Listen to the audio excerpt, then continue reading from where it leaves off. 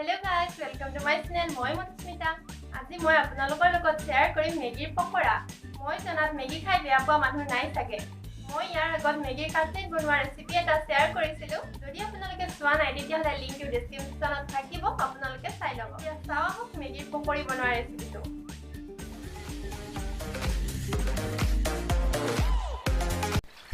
পকৰি বনাবৰ কাৰণে প্ৰথমতে কেৰাহী এটাত পানী দি দুটা মেগী বইল কৰি লম। মছলাটো এতিয়া নিদিও, এটো পিছত লাগিব আমাক।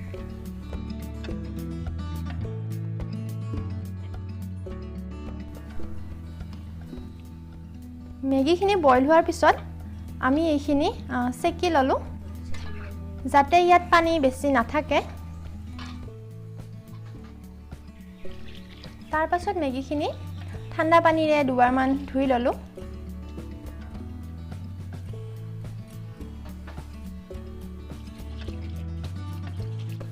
মেগীৰ পকৰি বনাবৰ কাৰণে আমাক লাগিব এটা পিয়াজ সৰু সৰুকৈ কাটি লোৱা, বেসন, ময়দা, সুজি অকণমান, বেকিং পাউডাৰ, মছলা, নিমখ আৰু এই মেগী মছলাটো আৰু লৈছো জলকীয়াও। এতিয়া আমি এটা পাত্ৰ লৈ লৈছো। ইয়াত আমি মেগীখিনি দি দিছো। তাৰ পাছত এই গোটেইখিনি বস্তু ইয়াত দি দিলো।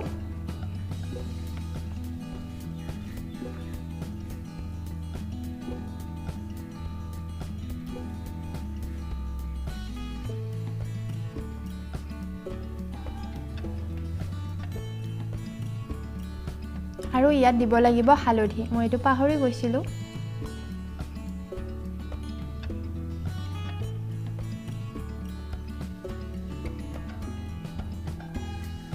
এতিয়া আমি ইয়াত মছলাটো দি দিম।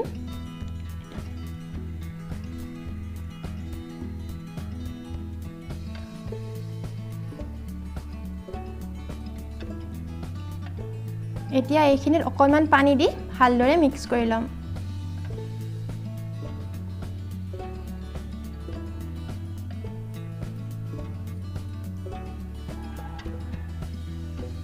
ইয়াত এটা জলকীয়া মই এনেকৈ ভাঙি দিছো।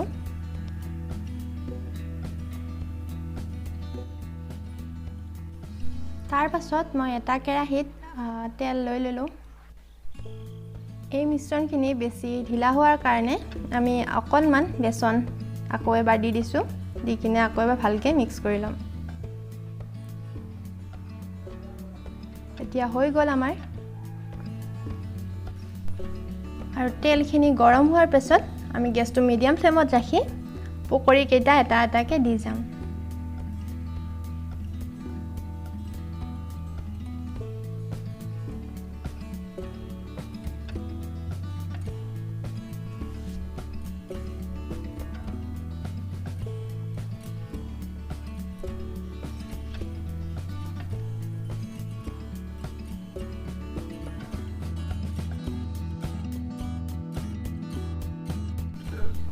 দুই 3 মিনিট মান মিডিয়াম ফ্লেমত সিজোৱাৰ পিছত আকৌ আনটো সাইড আমি উলটাই দিম।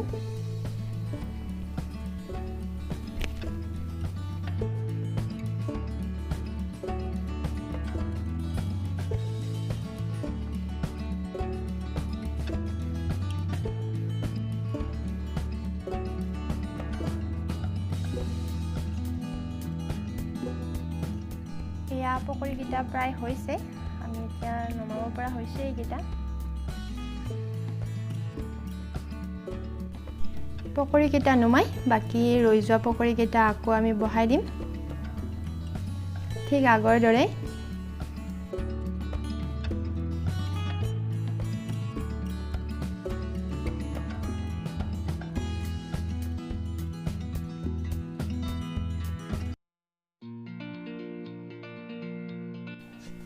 এয়া হৈ গ'ল আমাৰ চাহৰ লগত খাব পৰা টেষ্টি পকৰি ৰেডি। দেখিছেনে কিমান কম সময়ৰ ভিতৰতে আমাৰ মেগীৰ পকৰি তৈয়াৰ হৈ গ'ল। খাবলৈ কিন্তু বহুতেই টেষ্টি হৈছিলে। আশা কৰোঁ আপোনালোকে এবাৰ হ'লেও খাই চাব। মেগীৰ পকৰি খাই বহুতেই ভাল লাগে। যদি আপোনালোকে খাই পোৱা নাই এবাৰ হ'লেও খাই চাব। আশা কৰোঁ আপোনালোকে ভিডিঅ'টো চাই ভাল পালে যদি ভাল পালে তেতিয়াহ'লে লাইক কৰিব আপোনালোকৰ মতামত কমেন্ট কৰি জনাব শ্বেয়াৰ কৰিব আৰু মোৰ চেনেলত যদি আপোনালোক নতুন তেতিয়াহ'লে সাবস্ক্ৰাইব কৰি অলপ প্ৰেছ কৰিব যাতে আহিবলগীয়া ভিডিঅ' নটিফিকেশ্যন আপোনাৰ মোবাইলত সোনকালে যায় তেতিয়াহ'লে বাই বাই